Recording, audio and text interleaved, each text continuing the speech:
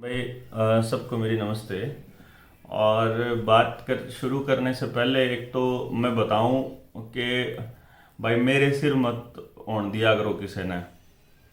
आज मेरे पास इससे पहले भी आए हैं फ़ोन, लेकिन आज एक पेरेंट की कॉल आई मेरे पास।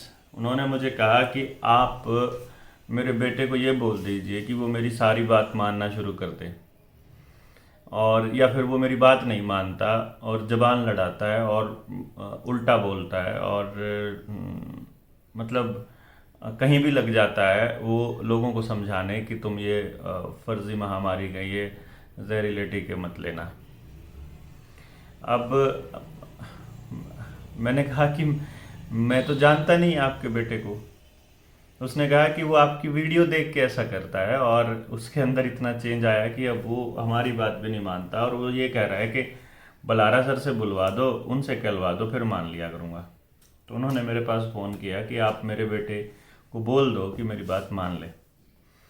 तो भाई उस बच्चे को मैं दो तीन बातें कहूँगा। देखो, इस तरह का कोई और भी बच्चा हो तो दो बात हैं कि माँ बाप की बात मानो या ना मानो, वो तो आपके विवेक के ऊपर ही निर्भर करेगा, और मैं चाहूँगा कि आप अपने विवेक से ही निर्णय लें। लेकिन जो भी निर्णय लें उसकी जिम्मेदारी भी लें साथ में, कि मैंने नहीं मानी थी तो मैं भुगतूंगा, अब चाहे जो मर्जी हो मेरी ज़िंदगी के साथ तो मैं करूँगा। तो लेकिन जहाँ तक बात है जबान लड़ाने की, तो अपनी बातों को तर्कपूर्ण तरीके से रखो, वो बात अलग है। और कभी भी अपने से बड़े उम्र में जो लोग हैं उनके सामने भी अगर आप अपनी बात रख रहे हो वो तर्कपूर्ण रखो। मतलब उसके उस बहस को बदतमीजी में मत बदलने दो। मतलब ठीक है, मैं अमित शाह को और नरेंद्र मोदी को गालियां देता हूँ, मतलब उनको मैं सुनाता रहता हूँ। और उनको तो मैं इसलिए सुनाता हूँ ना क्योंकि वो तो हमारे नौकर हैं। तो अपने नौकर को तो सुनाया जा सकता है, उसको तो इसलिए मतलब डांटा जा सकता है। सुनाया भी क्या जा सकता है, डांटा जा सकता है। और हालांकि इंसान होने के नाते मुझे उन दोनों की भी इज्जत करनी चाहिए, पर वो इंसान होते तो मैं इज्जत करता, वो तो राक्षस बन के काम कर रहे हैं देश और दुनिया के लिए। तो इसलिए मैं थोड़ा सा उनके लिए तो मैं नहीं खैर अपने शब्द वापस लूँगा। बट फिर भी आप अपने पेरेंट्स के साथ कम से कम थोड़ा सा इज्जत से पेश आओ और अपना तर्कपूर्ण बातें रखो। बात मानो या ना मानो वो तुम्हारा विवेक है, उसके लिए मैं नहीं कहूँगा कि आपको मानना है, क्योंकि मुझे नहीं मालूम कि पेरेंट कितने सही हैं और बच्चा कितना सही है और बच्चे का उसका बना कैसा है। दूसरा एक सवाल था लोगों का, बहुत सारे सवाल थे। दूसरा पॉइंट ये था कि आप प्रॉब्लम्स पे बात करते हो, सॉल्यूशंस पे बात नहीं करते हो। ऐसा नहीं है दोस्तों, मैंने प्रॉब्लम्स पे भी बात की है और सॉल्यूशंस पे भी बात की है। यहाँ तक कि आखिर में आपको जैसे कुछ लोग ये कह देते हैं कि भाई आप this is he is a would be politicians, मतलब मुझे बोलते हैं कि ये आने वाले वक्त में राजनीति करेगा। और इसका भी जवाब मैंने अपने पुराने वीडियो में दिया है कि राजनीति का असर एक तो हमारे पैदा होते ही सब हर आदमी की ज़िंदगी पे पड़ना शुरू हो जाता है, और हर वो आदमी जो वोट करता है वो राजनीति करता है। तो इसलिए मेरी राजनीति करनी बाकी लोगों की राजनीति से अलग नहीं है। तो या तो ये कह दो कि राजनीति करना गंदी बात होती है, या फिर ये कहो कि राजनीति सिर्फ और सिर्फ वो राजनीति होनी चाहिए जो चुनाव के वक्त होती है, लोगों की बात मत करो। अगर इसको तुम राजनीति कह रहे हो तो ये राजनीति मैं अभी भी कर रहा हूं, तो मैं फ्यूचर की बात नहीं कर रहा हूं, मैं अभी भी कर रहा हूं। दूसरी बात, कुछ लोग ये कह रहे हैं कि भाई आप हमें सोल्यूशन बताइए। देखिए, पॉलिटिकल सोल्यूशन तो तब आएगा जब हमारे समाज का वो गरीब से गरीब तबका भी इस बात को समझेगा कि उनका एक्टिव पार्टिसिपेशन क्यों जरूरी है, ग्राम सभा को इतना मजबूत करना क्यों जरूरी है, और गांव के लेवल पर डिसीजन लेने क्यों जरूरी है। जब उसको समझ में आएगा और वो खुद इसमें पार्टिसिपेट करने लगेगा, फिर किसी पॉलिटिकल पार्टी की इतनी हिम्मत नहीं होएगी कि वो अपने फरमान जारी करके और किसी के ऊपर भी वो लाद सके। तो लोगों को अलग अलग करना एक पहला प्रोपागेंडा इनका है। तो किसी एक मुद्दे पर अगर लोग इकट्ठे होते हैं तो इनका प्रोपागेंडा फेल हो जाएगा, ये मैं आपको बता रहा था। तीसरी एक चीज और थी कि जब इस फर्जी महामारी से हम लोग निपट लेंगे, जब हम आने वाले वक्त में अगर किसी को हम व्यवस्था परिवर्तन की बात भी करते हैं तो वो व्यवस्था परिवर्तन होगा कैसे।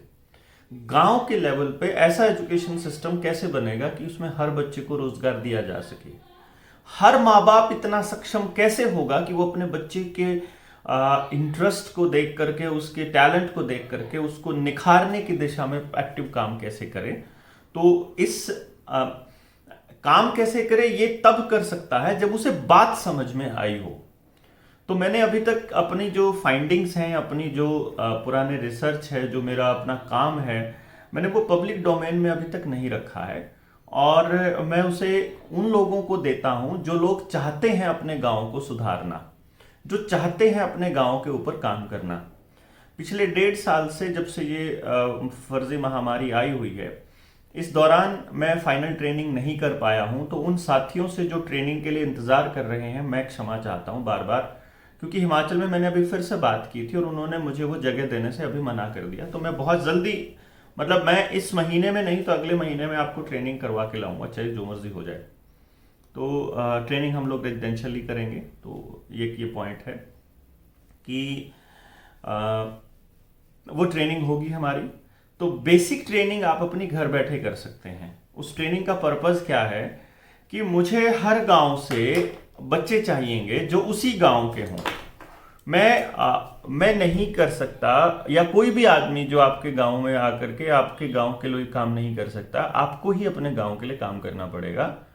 और इस जो 100% एम्प्लॉयमेंट वाले जो हम एजुकेशन सिस्टम की बात कर रहे हैं, इसके लिए हमें यूथ की बहुत ज़्यादा ज़रूरत है। क्योंकि यूथ एक तो डायरेक्शनलेस है और एक उसको पता नहीं कि उसे क्या करना है, और खुद के लिए भी भ्रमित है और दूसरों के लिए तो भ्रमित है ही, और गलत दिशा में वो काम कर रहा है। इसीलिए उस दिशा में ना तो उसको ये महसूस होता एक कि मैं कुछ कर रहा हूं, जिसे हम अकम्पलिशमेंट की फीलिंग कहते हैं, और ना ही वो आगे बढ़ पाता है, क्योंकि उसको ये महसूस होता है कि कोई प्रोडक्टिव फीलिंग नहीं आती है। भाई जैसे मैं जब काम किया करता था कुछ दिनों पहले, तो मुझसे पूनम पूछती होती थी कि आप इतना लोगों के बीच इतना रहते हो, आप जाते हो इतना गांव में जाके मगजमारी करते हो उन लोगों के साथ, उनको कुछ समझ में भी आता है?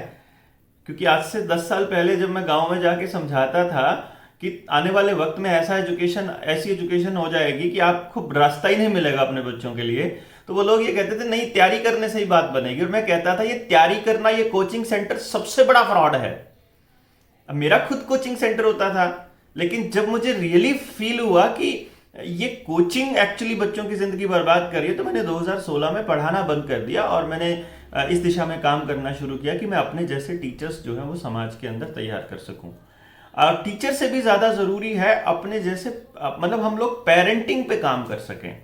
क्योंकि हमारे देश के अंदर आप गाय पालने के अलग ट्रेनिंग सेंटर हैं, घोड़ा पालने के भी ट्रेनिंग सेंटर हैं, मछली पालने के, सूअर पालने के भी ट्रेनिंग सेंटर हैं, लेकिन आदमी के बच्चे को कैसे पालना है और उसके लिए क्या इंतजाम करने हैं और समाज कैसा हो और किस तरह से हम लोग उसके लिए तैयारी करें, इस पर कोई चर्चा नहीं करता है। तो इसीलिए मैंने फिर गांव-गांव जाकर के बताना शुरू किया था। शुरू में बहुत सारा रेजिस्टेंस भी आया, लोगों को समझ में भी नहीं आया, बट ओवर द टाइम इसका ये असर हुआ कि लोगों को जब समझ आने लगा तो उन्होंने लिटरली इसके ऊपर प्रयास करने शुरू किए। बहुत से गांव में हम लेवल 2 में भी पहुंच गए थे, और उस 2 लेवल पे पहुंचने के बाद ये एक नया ड्रामा चालू हो गया लॉकडाउन वाला, और लॉकडाउन करके सारे काम बंद कर दिए। उसके बाद कहीं लोग इकट्ठे ना हो जाएं, इसलिए सारे लोगों की गैदरिंग पे इन्होंने बैन लगा दिया। तो यूएपीए लगा दिया, पेंडेमिक एक्ट लगा दिया, एनएसए लगा देते हैं जब भी आप इनका विरोध करेंगे, और डिजास्टर मैनेजमेंट एक्ट। ये 4 एक्ट के लिए मैं आपको कहूंगा कि इनके लिए चिट्ठियां लिखनी शुरू करो कि ये बंद करो और नॉर्मल करो इस भारत को, क्योंकि हमें पता लग गया है कि आपका ये फ्रॉड था पूरा का पूरा। और ये जो बेच रहे हो, जितना बड़ा घोटाला तुम लोग कर रहे हो, ये फर्जी सर्टिफिकेट बना रहे हो, इन सर्टिफिकेट के पीछे जो ह्यूमन कंट्रोल का जो तुम्हारा एजेंडा है, जो तुम्हारा ये क्राइसिस का एजेंडा है, जो पूरे देश को, पूरी दुनिया को कंट्रोल करने का, उन एलिट्स का जो पूरी दुनिया भर के अंदर इस गंद को चला रहे हैं, तो हमने इसके ऊपर बोलना शुरू करना पड़ेगा ताकि हम नॉर्मल होकर के फिर से दोबारा वो सभाएं कर सकें, लोग मीटिंग कर सके। तो इनको डर लगता है कि अब लोग इकट्ठे होंगे तो बात करेंगे कि इन्होंने महंगाई भी बढ़ा दी, इन्होंने नौकरियां भी खा गए, डिपार्टमेंट भी बेच गए। तो इसीलिए ये इमरजेंसी वाले हालात परमानेंट लगाने का इनका प्लान है, और 24 में हो सकता है कि 24 तक लोग विरोध करते करते हिंसक हो जाएं, तो ये मार्शल लॉ लगा दें। तो आपके ऊपर टोटल कंट्रोल ही इनका एजेंडा है, और वो खाने से नहीं होगा। मान लो किसानों के कानून इसलिए लाए गए थे कि खाने पे कंट्रोल इनका हो जाए, लेकिन वो नहीं हो पाया क्योंकि किसान बैठे हुए हैं। 1 साल हो जाएगा अब 26 तारीख को, तो इनकी हिम्मत नहीं है उनकी तरफ आंख उठा के देखने की। तो अब ये सोच रहे हैं उनको इकोनॉमिकली इतना खत्म कर दें। तो जब तक वो आंदोलन वहां चल रहा है तब तक हम लोगों की भी हिम्मत है कि हम बोल पा रहे हैं। तो इस दौरान क्यों ना हम एक जैसी सोच के लोग इकट्ठे हो जाएं जो मानवता की भलाई चाहते हैं, जो हर किसी की भलाई चाहते हैं, हर जात की, हर आदमी की, हर बच्चे की, हर कौम की, हर धर्म की, समाज के अंदर रहने वाले हर आदमी की भलाई चाहने वाले लोग, हर आदमी की। अगर आप कोई एक वर्ग को बचाना चाहते हो तो आप हमारे ग्रुप के नहीं हो सकते। तो अगर आप अपने आसपास के और अपने से दूर जहां भी हर इंसान की भलाई की बात अगर आप कर सकते हो, और अगर आप उस दिशा में काम करना चाहते हो, आपके पास तजुर्बा भी है, आपके पास एनर्जी है, कुछ भी है, हमें सिर्फ वो आदमी चाहिए जो इस दिशा में काम कर सकें और अपने अपने समाज के अंदर उन चीज़ों को, फैली हुई उन चीज़ों को थोड़ा सा आगे बढ़ के कुछ इस दिशा में दिशा दे सकें उन लोगों को जिनको नहीं पता है। तो एक एक आदमी जब तक नहीं जागेगा और वो इसमें एक्टिवली पार्टिसिपेट नहीं करेगा, तब तक मैं नहीं समझता उनकी भागीदारी के बिना ऐसा कोई चीज़ संभव है कि हम कुछ इस तरह का कर पाएं। तो इसलिए मेरी आपसे गुजारिश है कि आप अपने आसपास उन लोगों को चिन्हित करो। अगर ये वीडियो आप सुन रहे हो और आपको लगता है कि उस नौजवान को ये बात पता होनी चाहिए, तो इसका लिंक उसको भेजिए आप कि ये वीडियो सुन के, इसलिए मैं छोटी बना रहा हूं ताकि वो जल्दी से सुन के और मुझे मैसेज करें कि मुझे वो ट्रेनिंग चाहिए जो गांव की एजुकेशन पे काम करना चाहते हैं। उसके रिगार्डिंग मैं कैसे भेजूं उनको, मैं वो वीडियो यहाँ से, मैं ऑडियो वो भेज दूंगा। और मैं कोशिश करूंगा, मैंने कुछ स्कूल्स के अंदर टीचर्स ट्रेनिंग प्रोग्राम चलाए थे, पेरेंटिंग के ऊपर सेमिनार्स किए थे, तो मैं उनको बहुत ज़्यादा प्रचारित नहीं किया करता था, लेकिन अब मुझे लगता है वो बातें तो कम से कम मैं अपनी वीडियोस डालना शुरू कर दूं ताकि लोगों तक पता चले और ज़्यादा से ज़्यादा लोगों तक पहुंचे। इसके लिए आप मैं कहता नहीं था, लेकिन मेरे चैनल को सब्सक्राइब कर दें। आप दूसरे लोगों को भी मेरे चैनल का लिंक भेज के बताइए कि इस चैनल को सब्सक्राइब करके इस बंदे की वीडियो को सुनो, ताकि ये पता चले कि ये इस दिशा में काम कर रहा है। क्योंकि मैंने जो इतने सालों की इस जर्नी में, इस यात्रा में, मैंने एक चीज जानी है कि जिस गांव में हम नहीं पहुंच पाए या जिस बंदे से हम बात नहीं कर पाए, उसे तो नहीं मालूम है सोल्यूशन, लेकिन जिसको ये पता लग गया, जिसने ट्रेनिंग ले ली, उसको ये समझ में आ गया कि हाँ पॉसिबल है, हर बच्चे के लिए रोजगार पॉसिबल है और गांव के अंदर पॉसिबल है, नहीं तो गांव के चारों तरफ पॉसिबल है। तो मैं सबसे पहले आपके पास ट्रेनिंग होनी चाहिए, फिर उस काम का खाका होना चाहिए, और अगर हमारे पास ये खाका होगा तो हम तैयार कर सकते हैं।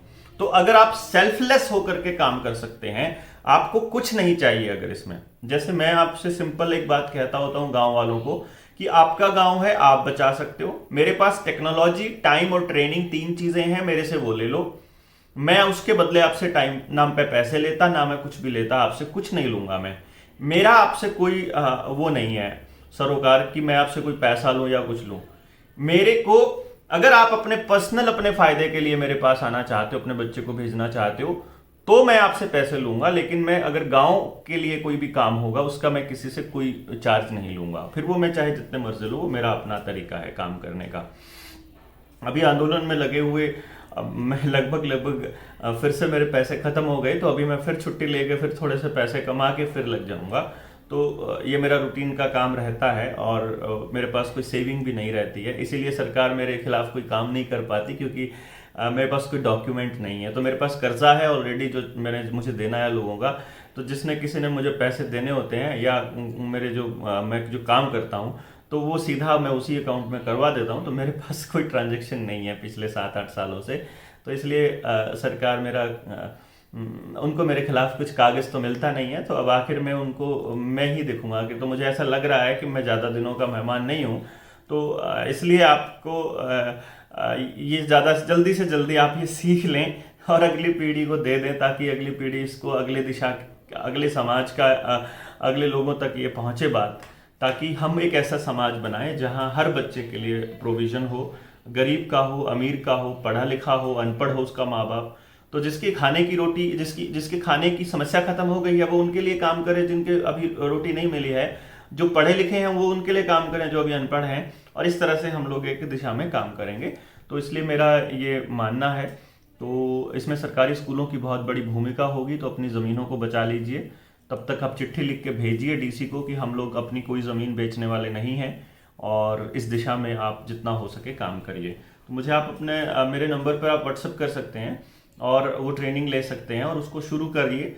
मैं भी कोशिश करूंगा उस ट्रेनिंग के पार्ट्स में डालने की, और जितना हो सके आप चैनल को सब्सक्राइब करवा दीजिए लोगों को बोल करके, क्योंकि मेरे पास एडवर्टीजमेंट का कोई ज़्यादा और कोई साधन नहीं है, तो मैं आप तक पहुंचूं कैसे। तो एक चैनल है, एक वो है, मैंने चैनल को मोनेटाइज भी नहीं किया हुआ है, तो मेरे पास इसका पैसा नहीं आता है, क्योंकि मैं ये समझता हूँ कि गूगल को हम लोग अगर बिजनेस दे देंगे और यही हमारे को हमारी ऐसी तैसी करेगा, तो हम इसका इस्तेमाल सिर्फ बात पहुंचाने के लिए कर रहे हैं। हम इसका इस्तेमाल पैसा कमाने के लिए नहीं कर रहे हैं, और ना ही मेरा ऐसा कोई इरादा है कि हम इसे मोनेटाइज करें, ताकि इसके ऊपर एडवर्टीजमेंट कम से कम इनको मिले, कम से कम हमारी वीडियो से तो नहीं मिले। तो नंबर मैं ये बता रहा हूँ, और इस पूरी के पूरे षड्यंत्र को समझने के लिए जो मैंने प्लैंडेमिक वाली जो वीडियो है वो, और मैं जो बाकी चीज़ें हैं उसका मैं लिंक इस वीडियो के लिंक में डालने की कोशिश करूँगा, ताकि आपको वो चीज़ें पता चलें। जैसे मैं ये प्लैंडेमिक पूरी दुनिया में कैसे आई इसका मैं लिंक डाल दूंगा, फिर ये खेती के कानून कैसे खतरनाक है वो डाल दूंगा, तो वो लिंक मैं इसके अंदर डिस्क्रिप्शन में नीचे डाल दूंगा। आप डिस्क्रिप्शन पे क्लिक करोगे तो उसमें नीचे आ जाएगा, और उन पे क्लिक करके आप वो वीडियोस वहां देख सकते हो। तो ये वीडियो बहुत इंपॉर्टेंट इसलिए है क्योंकि इसके डिस्क्रिप्शन में बाकी वीडियोस का लिंक है, जो जो आपके काम की ज्यादा है। मतलब रेगुलरली तो मैं डालता ही रहता हूँ जो भी टॉपिक होता है। फिलहाल के लिए बहुत ज्यादा बड़ी ना बनाते हुए मैं इतना ही कहूंगा कि नंबर है मेरा 9518170000। आपने व्हाट्सएप ही करना है, सीधा कॉल कर देते हैं कुछ लोग, तो उससे बचिए प्लीज़। व्हाट्सएप करके आप मुझे बता दीजिए, और ताकि मैं जितना हो सके आपको कंट्रीब्यूट कर पाऊँ इस दिशा में। तो अपने लोगों, अच्छा, आसपास अपने लोगों को ज़रूर आप ढूंढते रहिए कि इस तरह के लोग जो समझते हैं कि ये पूरा प्रोपेगेंडा है, क्योंकि आने वाले वक्त में एक बहुत बड़ा आंदोलन शुरू होने वाला है। और जैसे ही ये मैं इस दौर से मैं गुजरूंगा, उसके बाद मैं अब यात्रा शुरू करने का प्लान कर रहा हूँ। साइकिल यात्रा मैं शुरू करूँगा, और क्योंकि अभी यात्रा के बाद लिटरली हम लोगों को जोड़ना शुरू करेंगे। तब तक आप चिट्ठियां लिखिए कि यूएपीए को और इन चारों को जो मैंने थोड़ी देर पहले बोले हैं, इन सारे के सारे जो प्रोविजंस हैं, जो नोटिफिकेशन को वापस लेके और बैक टू नॉर्मल करें। हम न्यू नॉर्मल में नहीं जिएंगे, न्यू नॉर्मल में जीने का हमारा ऐसा कोई इरादा नहीं है, और ना ही मैं चाहूँगा कि हमारी अगली संतान, हमारे बच्चे न्यू नॉर्मल जैसी किसी चीज़ के अंदर जिएं। ये जो मास्क लगाने वाला प्रोपेगेंडा है, जो ये जबरन टीके लगाने वाला है, जो ये पासपोर्ट वाला सिस्टम है कि आपके पास होगा तो आपको घुसने दिया जाएगा, इसका विरोध करना है, जितना हो सके उतना विरोध करना है। बच्चों के स्कूल कॉलेज नॉर्मलाइज करवाइए, अपनी ज़मीनों को बिकने से बचाइए, चिट्ठियाँ लिखिए कि हम लोग नहीं बेचेंगे। थैंक यू, शब्बा खैर।